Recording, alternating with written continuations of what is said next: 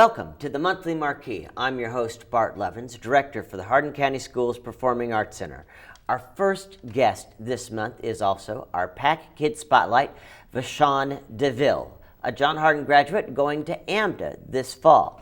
Vashon, it's so good to have you here. We've been doing the Skaggs limousine trip all day, Yes. but I got to work with it as a PAC aide. Yes. Was it all year?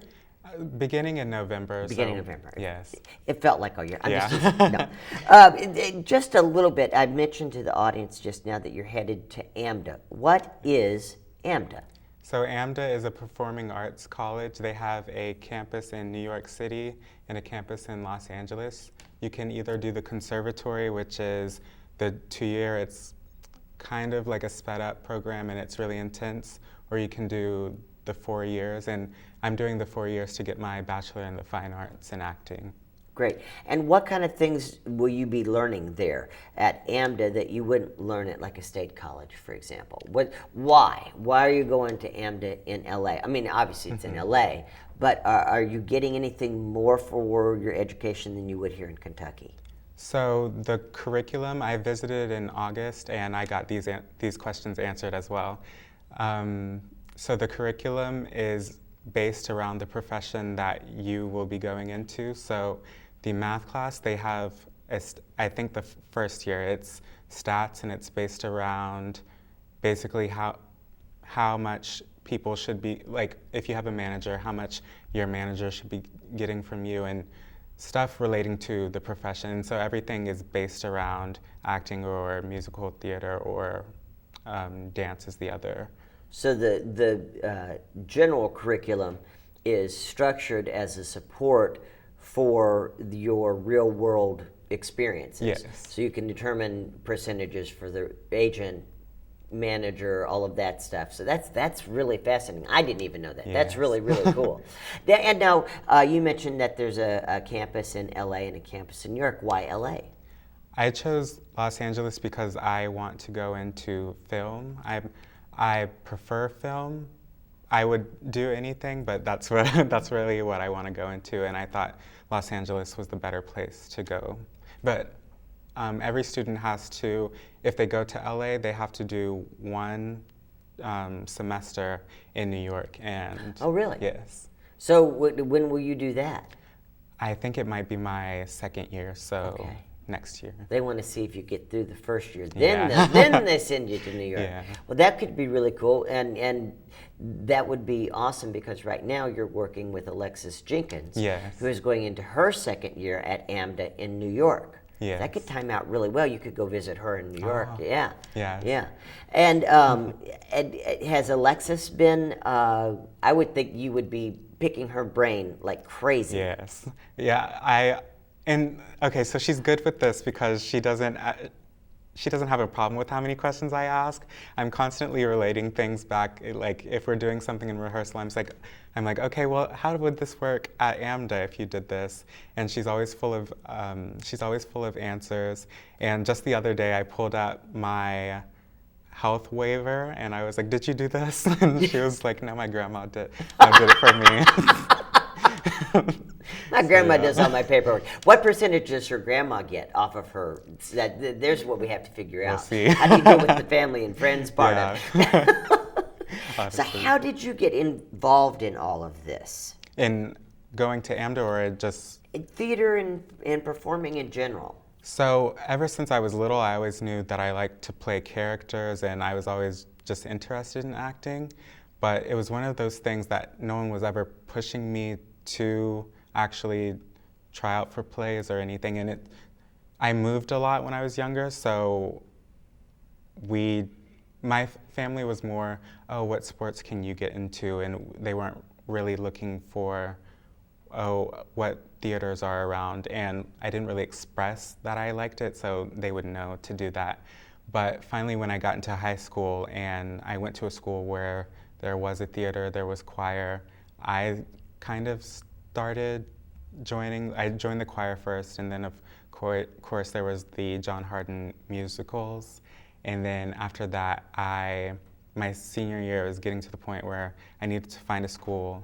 And I was already accepted into Louisville, and I was going to go to Louisville I was going to be a music major.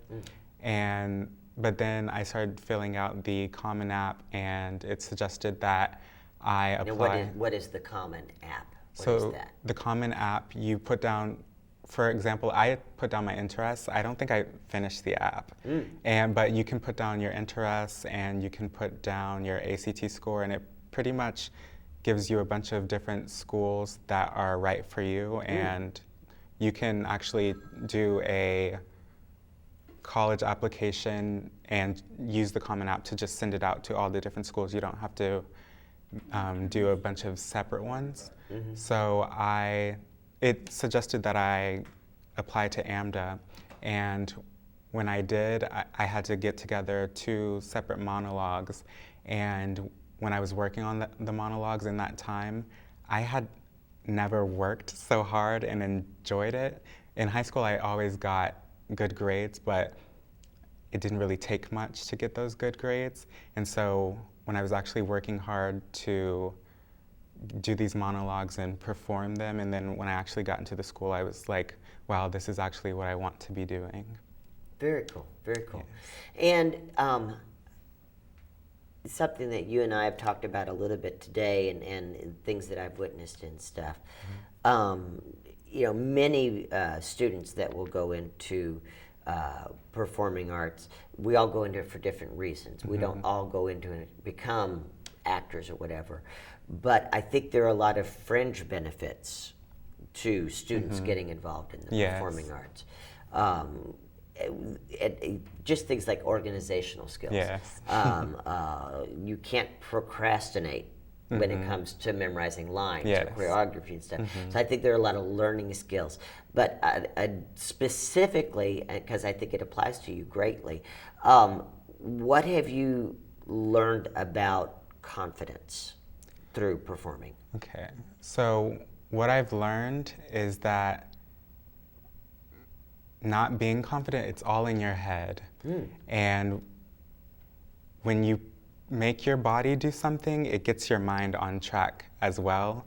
For example, if I'm really nervous and I don't want to be doing the speech right now, if I just let it out, like my mind will calm down. Does that make any sense? Well, it's kind of I would express it as the external force. Yes. The physically standing straighter, shoulders back, gives you the confidence as opposed to internal force. I feel confident, therefore I then stand up straight. Yes. So it's external before internal. Yes. And I think most of us do internal first. And if you're naturally shy, that can be really hard to push out of that envelope. Yes. Whereas if you come from it from the outside in, and am I getting close to where you're? Yeah. And I see that every day when you're on stage. You have an inner glow of confidence, but I see you sometimes shutting the doors and keeping that to yourself. Yes. Whereas when I see you physically embracing something, then I see that inner glow come out. It's very interesting to watch. Yes. And regardless of where you go from here, I think that's one of the things that you've gotten out of all of this. Yes, for sure. Yeah, let your light shine. And something else that I've come to appreciate is just always being willing to learn. That is something that before, like I said, in high school, I was just getting good grades and I was just getting by, really. But now I know that it's really important in life, no matter what you're doing, to really just take from everything. Be a sponge. Yes. Yeah. Every day is a learning experience. Every person you meet there's something to be gained from that. Yes. Yeah. Vashon, thank you so much. Thank you. We're going to take a few seconds now and watch a little bit of Vashon in his performance as the baker in John Hardin High School's production last spring of Into the Woods. Hi, my name is Vashon DeVille. I played the baker, and the baker was basically one of the protagonists, and he wanted to have a baby, and he he went through a lot to have his child. The spell is on my house. Only I can lift the spell. The spell No, is the on my spell's on house. our house. No, Wait, you are not to come in. That is final. The spell's on our house. What am I to return with? To bring the baker to life and sort of make him into like a wimpy character who wanted to seem like the boss, I would make him like crack his voice when he was speaking to someone, or like I would have him be stern with his wife, but then when the witch would come around, I would have him back down. No more. Our next guest on the Monthly Marquee is the director for the Elizabethtown Performing Arts Center. Please welcome Ms. Carmen Caldera-Bratska. How are you, dear? I'm good. How are you? Fine, fine. You know, we're talking about summer being over and it's 90 plus degrees outside. Yes. But school has started. Yes. Things are rolling. You've got a lot going on already. And Yes. I mean, we've been in school basically a month at this A month. point. Yeah. Hard to believe that it's still 90 degrees outside and we've been in school for a month. Yeah. But yes. So we have. what's going on? Well, we are starting rehearsals tomorrow for the first in a long time of 8th grade plays. And it's being produced by the Social Studies Department. Okay. And it's called Jamestown. And it's kind of a contemporary look at the settlement of Jamestown and the disappearances that happened related to that. And is this an original piece? No, or this no, is they did it. I wasn't around. I think about 8-9 years ago. Okay. They did it, Okay. and they want to revisit that again. Great. And it's a good little script. Has some music and some dancing, and it should be fun. Cool. And when does that occur? We have not nailed down exact performance dates and times, but it'll be in December. Okay. So I will be back to To share that plug it information again. closer to time. That's Yes. great. And you were Yes. telling me it's a very special week coming up. Yes, the 10th through the 14th is National Arts and Education Week. So because we are for all of the schools in Elizabethtown, we are going to be visiting each of the schools during that week and promoting the importance of the arts, and particularly the importance of arts and education. And what is the importance of arts and education? Well, study after study has shown that students who are involved in the arts, whether it's music or drama or visual art, that their scores are much higher in science and in math. So that's the obvious one. But beyond that, there's the skills in public speaking and the skills in teamwork and cooperation and working together to make something happen. Yeah. It's all of those things that we get from the arts. Well, we were just speaking with Vashon DeVille, our Pat Kid Spotlight, and I think he would. I can almost feel him nodding his head as he's listening to this interview, because I think those are a lot of the same things that he has experienced through the arts, and that it gives you the life skills that you apply to other things. Yes. Not unlike, being part of a football team gives you the appreciation for team activities and learning to cooperate and work with others, and setting goals and knowing that in order to achieve goals, that takes practice and time and perseverance. And same thing for studying for an algebra test or anything else like that. And deadlines. Yes. Oh, yeah. You've got to have your lines memorized by this point, and this is opening night, and you can't move opening night. You have to be ready. Yeah. And same for music. The band students, they have to have their parts ready for concerts and learn to work together as a team and listen to each other and follow the conductor. And there are just so many skills that regardless of what your chosen art form is, you're still going to learn a lot of the same things.